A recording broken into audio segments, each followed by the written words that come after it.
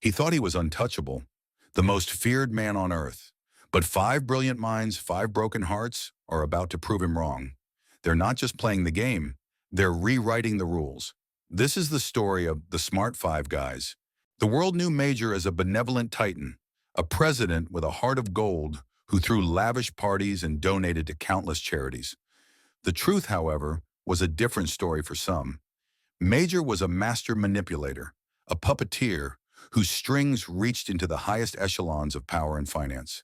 His lies and broken promises had nearly bankrupted three of the five men who would one day be his undoing. First, there was Rio, an African-American man in his late 30s with a kind, reassuring face and a meticulous eye for detail. As the former CEO of a successful tech company, he had invested heavily in one of Major's pet projects, a global humanitarian initiative. Major promised lucrative government contracts and international prestige, but when the time came, the deals vanished and Rio's company was left in financial ruin. Then there was Jackson, an African-American man in his early 40s, whose imposing presence commanded any room he entered. A former CIA chief, he had poured his life savings and the reputation of his security firm into a security contract for Major's private island. The agreement was to be a multi-billion-dollar deal, but Major, using a loophole in the contract, backed out at the last minute, leaving Jackson's firm on the brink of collapse and his reputation in tatters. Finally, there was Maxwell, an African-American man in his mid-30s, known as the Earth Mover, for his ability to disappear from any situation without a trace. A former Marine and Navy SEAL, he had been hired by Major as a personal security consultant. Major had promised him a senior position in his vast security empire, but instead Maxwell was unceremoniously dismissed, his name slandered, and his professional future in jeopardy. Three men, all connected by the same destructive force, Major. They didn't know each other yet, but the seeds of a shared vengeance had been planted. Their lives were in tatters, their reputations on the line, all because of one man's empty promises. Fate has a funny way of bringing people together. It was at one of Major's infamous charity galas that Rio, Jackson, and Maxwell finally crossed paths. They were there not to celebrate, but to observe, to understand the man who had wronged them. They didn't know each other, but the air around them was thick with a shared, unspoken animosity. A chance collision led to a conversation, and as they spoke, they realized they weren't alone. The anger, the frustration, and the financial ruin they had each experienced were not isolated incidents, but a pattern of Major's behavior. It was in this moment, a quiet corner of a roaring ballroom, that the idea of a partnership was born. A partnership fueled by a single burning desire to bring Major down. But they were three men, and the scale of their target required more. It was Jackson, with his intelligence and connections, who brought in the other two. First, he reconnected with his old friend Levi, a black man in his early 40s, a perfect gentleman and a former pilot with an expertise in high-tech gadgetry. Levi's charisma was legendary. His smooth talk and quick wit could disarm anyone. He was the joker, the social butterfly who could gain access to any circle. He had no direct beef with Major, but Jackson's appeal to his sense of justice and his love for a good challenge was enough to get him on board.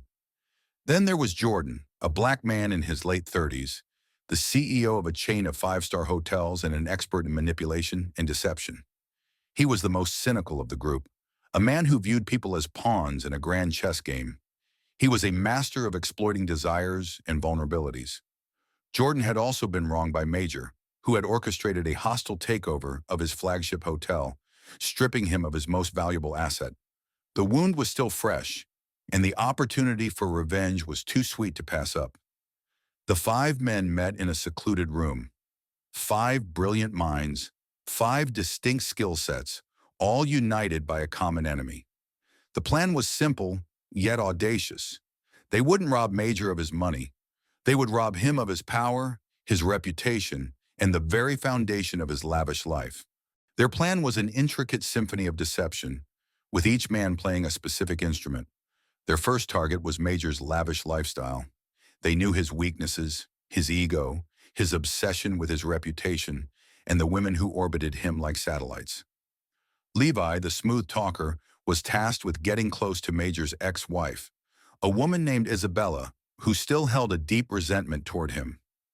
Levi, with his charm and wit, would play the role of a supportive confidant, slowly extracting information about Major's vulnerabilities and his closely guarded secrets. He knew that a scorned ex-wife was a treasure trove of information, and Isabella was no exception.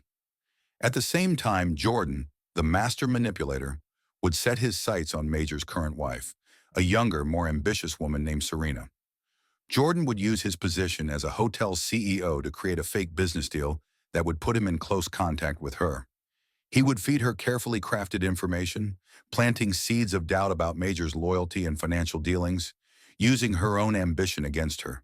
He would use a fake story of how Major betrayed a friend to show her that she can never trust him.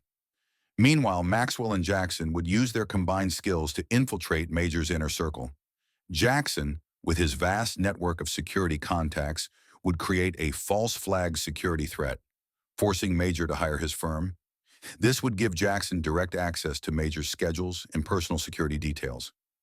Maxwell, the Earth Mover, would use his skills to bypass security and plant listening devices in Major's private office and his various homes, giving the team a constant stream of information. Rio, the mastermind, would be the central hub, analyzing all the information and piecing together the larger puzzle. He would identify the specific assets they needed to target in the sequence of their actions. The con was not about a single grand heist. It was a slow, methodical dismantling of Major's empire, one piece at a time. The first move was made.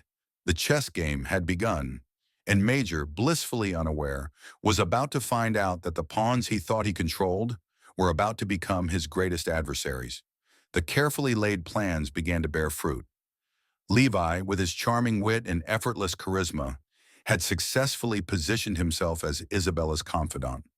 He listened to her tales of woe, her resentment towards Major, and her bitterness over their divorce. She revealed a treasure trove of information: Major's secret offshore accounts, his apathetic financial decisions, and the complex web of shell corporations he used to hide his wealth. Levi learned that Major's greatest weakness was his own paranoia, and that he had a single encrypted hard drive containing all his financial secrets, kept in a personal safe that only he could access.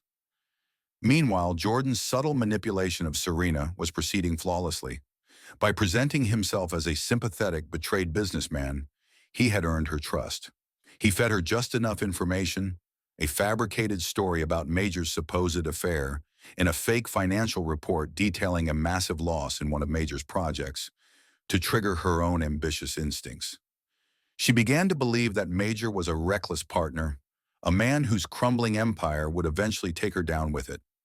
Jordan's goal was to turn her into an unwitting mole, and he was succeeding. Serena, now suspicious and scared, started digging for information herself, and in doing so, was feeding the team details about Major's current activities and his daily routines. Maxwell and Jackson's combined skills gave the team eyes and ears inside Major's fortified compound. Jackson's security firm had been hired, as planned, and Maxwell, using his Earth Mover skills, had seamlessly placed sophisticated bugs and surveillance devices in Major's office, his private jet, and even in his personal limousine. They were now listening in on his most private conversations, his deals, his threats, and his plans. They overheard him berating his staff over trivial matters and making veiled threats against rivals, confirming their suspicions that he was a ruthless man who used his power to crush anyone in his way. The team had a full picture of Major's every move, his every secret, and the encrypted hard drive was now their ultimate prize. The stage was set for the next phase of the con. The time had come for the final act. The team had all the information they needed: the location of the safe with the encrypted hard drive, the specific time when Major would be alone and most vulnerable, and the security protocols of his impenetrable compound. The plan was audacious, relying on a brilliant piece of misdirection that would use Major's own ego against him. Jordan, the master manipulator, would be the Trojan horse. He had been feeding Serena information about a grand business opportunity in another country, an investment that would make her independently wealthy and give her a reason to leave Major. He had painted a picture of a life free from Major's lies and a chance to build her own empire. On the night of the heist, Jordan would meet with Serena at one of his five-star hotels under the guise of finalizing the deal. The purpose of this meeting was not the deal itself, but to keep her distracted and away from the compound, preventing her from interfering or raising any alarm. While Serena was occupied, Levi would be working his magic on Isabella. He had convinced her that Major was planning to move all of his hidden assets and leave her with nothing. He would arrange to meet her, but his real purpose was to create a diversion. He would send an anonymous tip to a gossip columnist, telling them that Isabella was planning to expose Major's secrets at a public event. This would send Major's security team into a frenzy, focusing their attention on Isabella and leaving a crucial window of opportunity at the compound. This diversion would allow Jackson and Maxwell to execute the final part of the plan.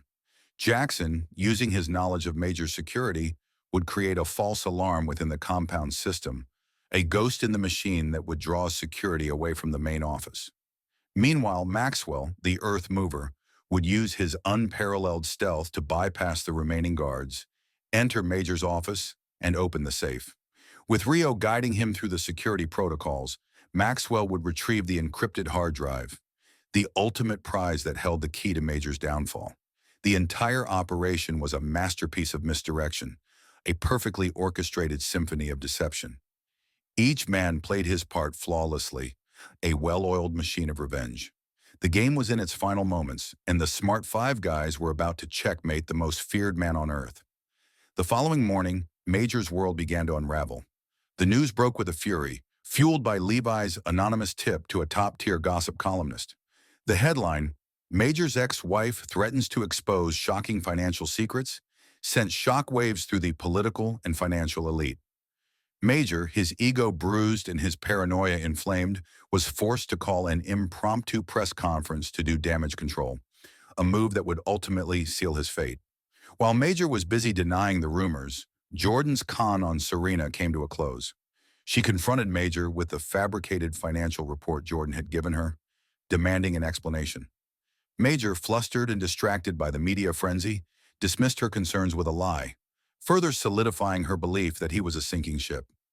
She made a decision right then and there to leave him, taking with her a significant portion of his wealth that was in her name, as the first step of her own power play. But the final blow was the quietest one. The previous night, Maxwell had successfully retrieved the encrypted hard drive. Rio and Jackson, working tirelessly, had cracked the encryption using the information from the bugged conversations and Maxwell's technical expertise.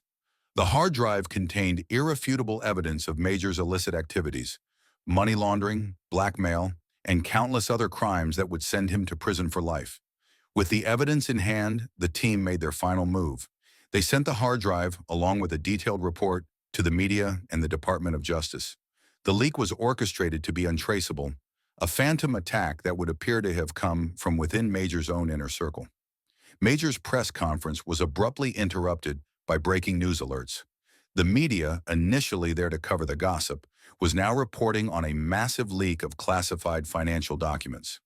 The hard drive's contents were made public, and the world watched as the man they had once feared was exposed as a common criminal.